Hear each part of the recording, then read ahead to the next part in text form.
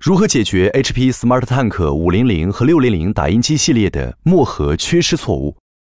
当 HP SmartTank 500或600系列打印机警示灯闪烁，并显示一个或两个打印头图标，或打印机控制面板上显示墨盒缺失消息时，解决打印机问题。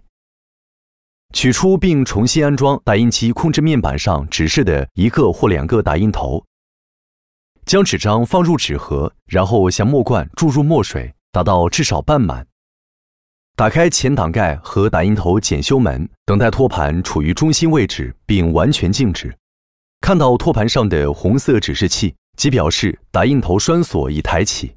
向下按压栓锁，试着恢复打印。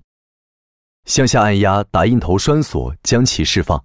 如果控制面板显示3个点，或3个点上打印头闪烁显示，向下按3色打印头，将其从打印机上取下，否则只需取出黑色打印头。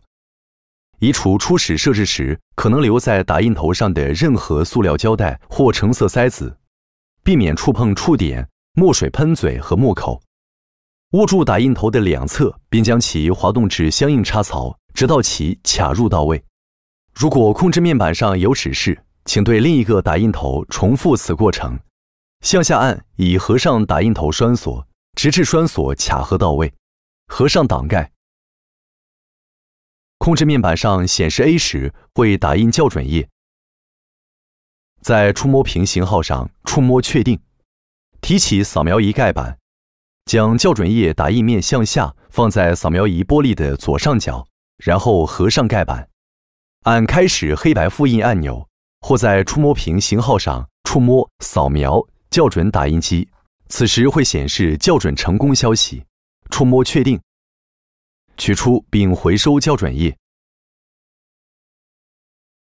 尝试打印文档。如果错误仍然存在，请继续执行下一步。重置打印机有可能可以解决墨盒缺失错误。在打印机已启动的情况下，拔下电源线，等待60秒钟，重新连接电源线，打印机自动开启。尝试打印文档。如果问题仍然存在，则维修打印机，请联系 HP 了解服务和保修选项。单击优酷中的播单选项卡以查找其他语言的 HP 视频，搜索我们的频道以查找官方 HP 支持视频。